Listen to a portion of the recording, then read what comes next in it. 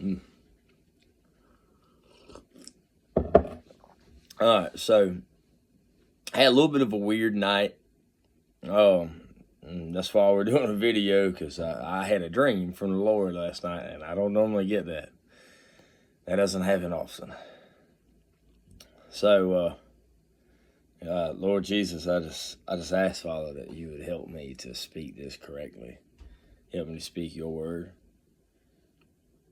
and nothing else. Help me to speak the dream you gave and nothing else. Help me to speak the word that you want with it and nothing else. Help me to speak the visions and anything else that pertains to this message that is from you, Father, in Jesus' name. Amen. All right, so the dream, I woke up about 3 o'clock last night, and I knew there's something I wanted to do. Took care of those things, and I ended up going back to sleep around 5:30. And this dream, so we were in the foothills. It was actually very similar to the terrain that we just moved to. It was foothills, and I saw a dragon. Me and my wife were sitting there looking at it. It flew up.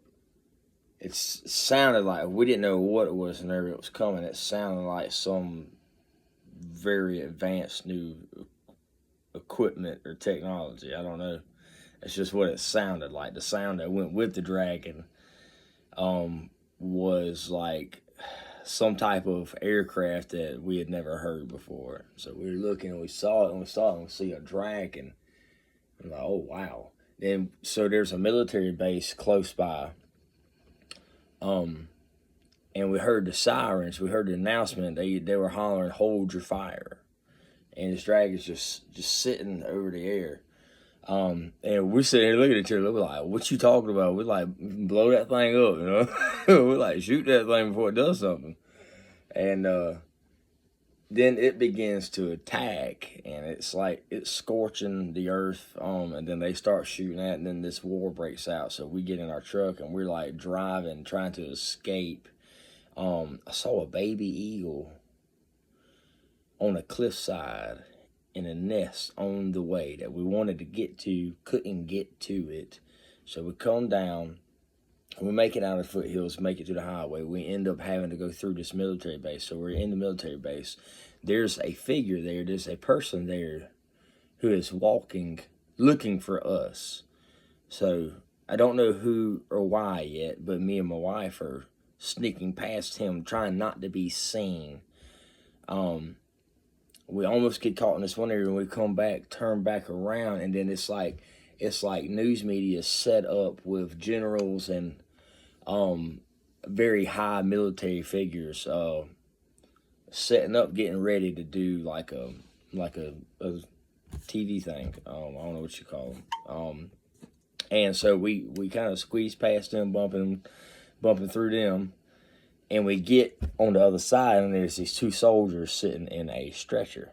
One of them seems to be okay, but it was like they were about to receive a medal, I'm assuming, for their injury. One of them was, but he's like, "Here, pray for my buddy here." And we were talking to him, and the buddy that we were talking to was he could not walk, and he was severely burned. It's like his legs all the way up to his face, his whole body just about was significantly burned, severely. And we were praying for him. And so we grabbed him, told him to stand up and walk, and you'll be healed in Jesus' name. And as soon as his foot hit the floor, whenever he stood, even the very burns on his body were healed instantly. Everything in him was completely renewed. He was able to walk again. So we keep walking. We come across this next guy. There's this black fella that's a soldier in this room by himself.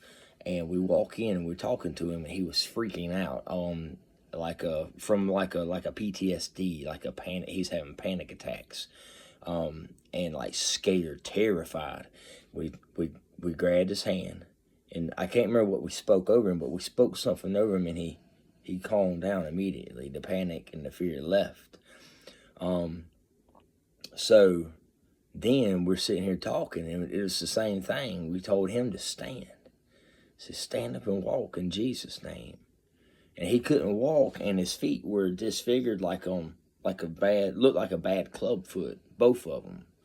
And we told him to stand and walk in Jesus' name. And as soon as he got up and stood, his feet straightened out, he was able to walk. And he's crying. He's joyful. He doesn't know what to do. He's overwhelmed by the significant healing that's been in his life from the Lord Jesus. And I just looked at him and smiled, and I said, it makes you want to dance, don't it? And I did this little funny jig thing with it, and he starts dancing and praising the Lord. I think that's the end of the dream. But after the dream, I woke up and I was thinking about it, and I was texting it to my wife, and the Lord made me remember something. So a while back, I'd messaged somebody, and I sent this message. It said the floods, comma, the wind, capitalized, and then it said the next now is the plague, or now the locust. And the Lord took me to the scripture. I got it written down. I can't remember which one it was. It might have been Amos. I can't remember. Where it talks about the cankerworm or the locust. And because I was sitting there trying to figure out, what is a locust? Is this going to be like the enemy coming in and all this stuff? And then the Lord showed me what he does with the locust and the cankerworm. And anything that they ate up, the Lord God Almighty, Jesus Christ, our Lord and Savior, he comes back and restores it all.